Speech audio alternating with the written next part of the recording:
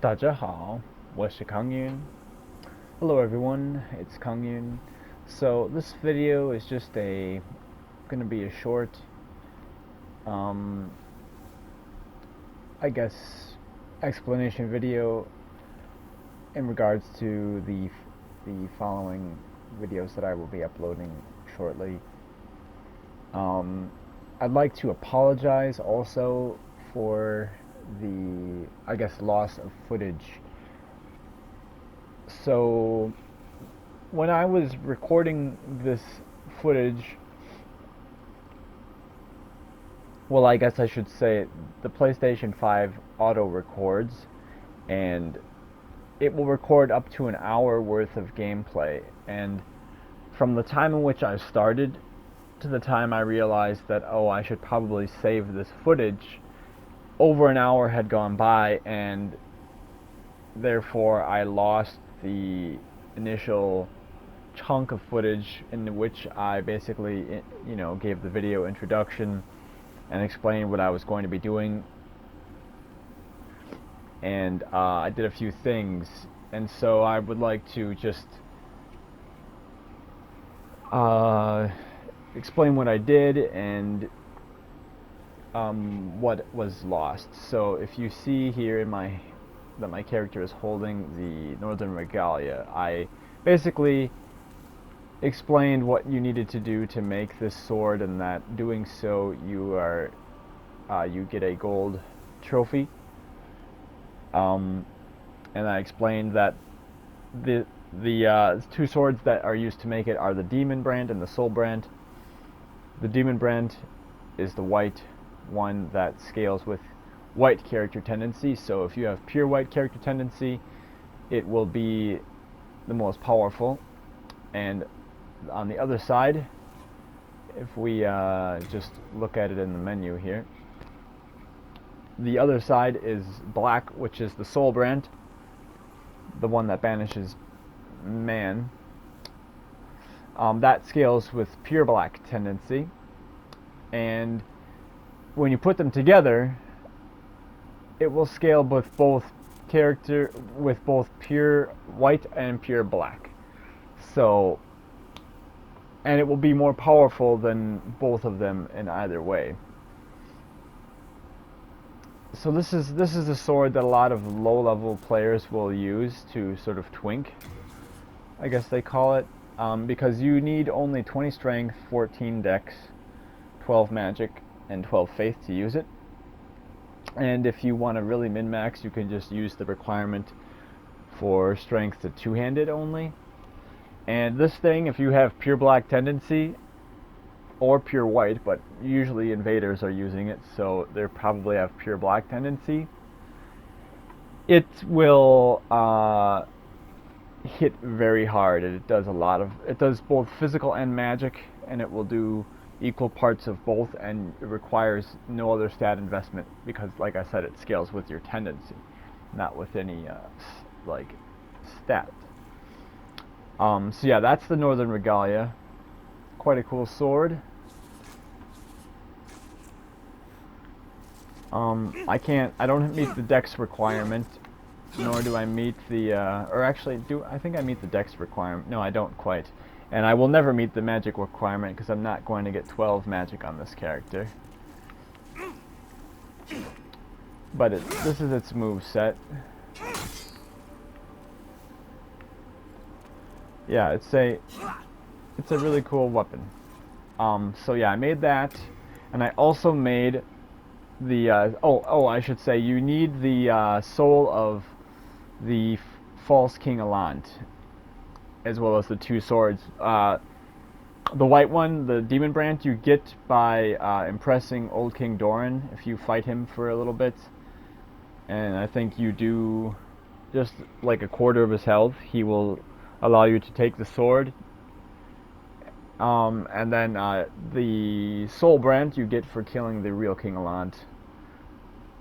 And you basically can only make this sword in New Game Plus because you don't get that sword until at the end of the game.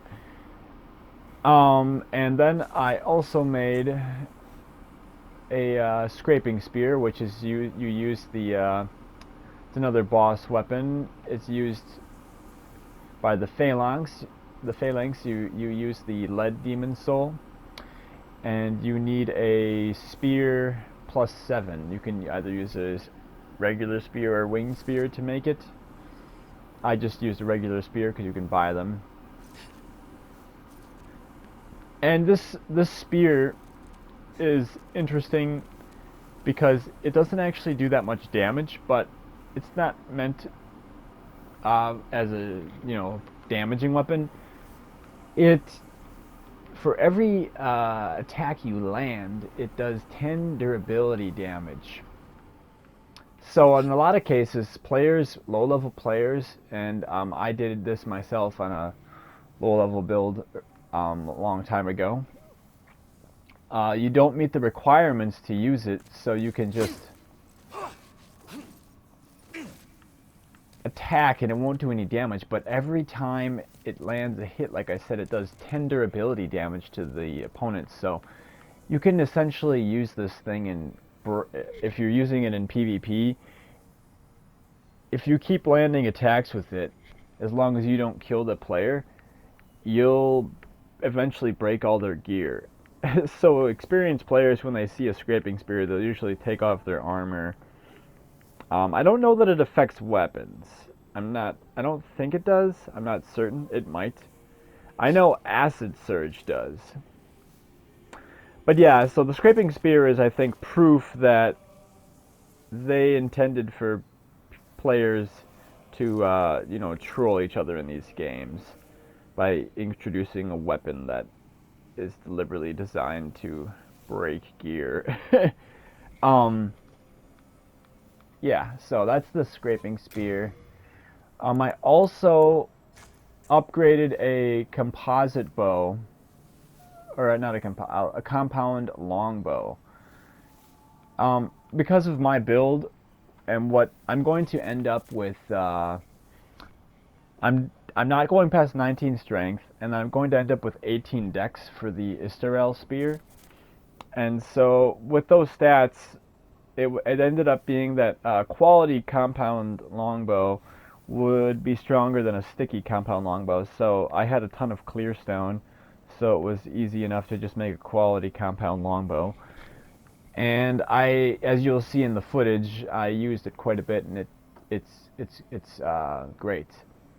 It's very powerful, and I love the way that the bows work in this game. So I can hit L2 or R2. When I toggle over, like this is my right hand weapon too. It looks like my left hand because I'm in fractured mode. But when I toggle, my character immediately two-hands it. There's no tapping triangle or no tapping L1 or whatever it was. And if I hit L1 or L2, I will zoom. And if you push forward on the D-pad, you can really zoom in quite a bit. And what's cool is when I just very lightly press the R2, my character brings the bow up, right? And I can zoom, but you'll see I didn't pull the bow back, but I can feel that there's some resistance there, and then I can pull back on the bow and I feel that resistance in the trigger. And I think that's a really cool feature, and that's what makes bows were already awesome in Demon Souls, and now I think this is the coolest bow experience you're gonna get in a Souls game. And then if you release slowly, you actually won't lose the arrow. My friend came over, and he started as a hunter and was testing out the bow because the hunter starts with a bow. And yeah, I hadn't used the bow up to that point, but that's really a cool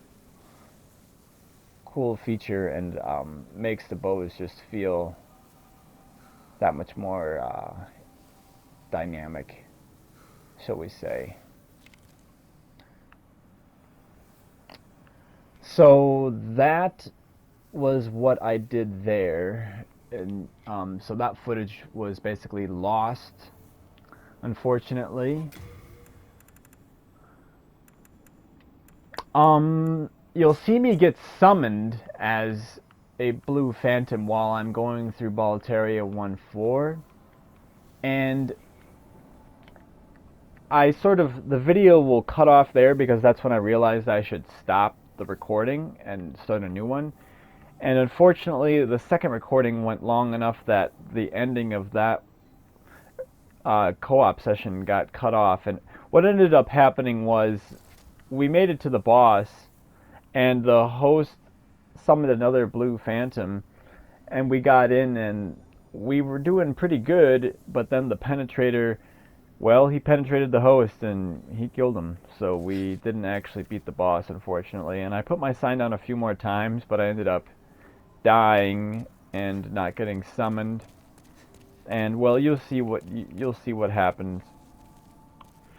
And another thing, when the first video sort of picks up in the middle of me talking about something in the Valley of Defilement, that's the first level that I decided to go to, so you didn't miss too much footage there. But what I'm talking about with the miracles, when I equip, if I change this ring, doesn't matter what ring. If I use God's Wrath, right? I use God's Wrath.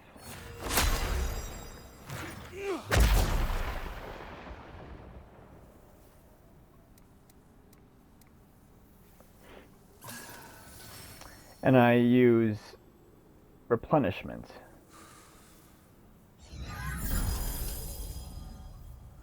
The animation, right, is what we're paying attention to.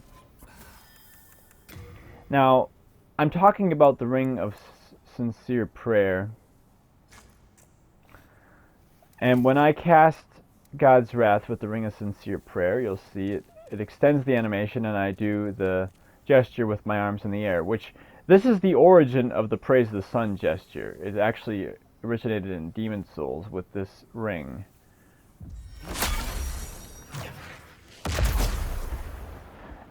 Now, I'm not sure if that shockwave is larger or not, but it for sure does more damage. And that is the only miracle that I'm aware that is affected by this ring in terms of like what it does, other than extending the animation.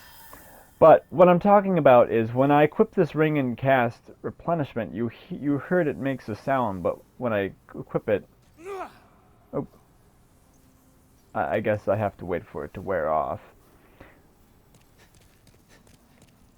But when I use this ring and I cast this miracle, it seems to be glitched somehow. I mean, the effect still works, but I no longer, you don't get the sound, which is kind of odd. Maybe, I don't know. I hope it's something that they patch. It seems like an oversight, and that's something that they could patch here. This is it. Yeah, you see? Now, I feel the rumble in the controller as if I cast it like there's supposed to be a sound, but there is no sound, which is, I think, odd. And I don't know, I haven't tested all the miracles and their castings and how they are affected by that ring, but it may be that other ones are affected by that too. So yeah, that's just the sort of what I was talking about when the beginning of the footage like sort of just cuts in on me talking about that. So that's what that's about. Yeah, and basically that is all the important things that was cut that I can think of, but I apologize again that the footage was incomplete and I didn't have a proper introduction, but I plan to in the future keep a timer next to me so I can keep track of how long I've been playing, so as to you know, stop and save the footage and then start a new one. So yeah, this is just a explanation of why those videos seem so they sort of cut in as they were, and you maybe are lost as to what I'm talking about at some points. But yeah, so hopefully this does well to explain, and I appreciate that you are watching. So until next time, guys, I'm Kang Yun. Umbasa.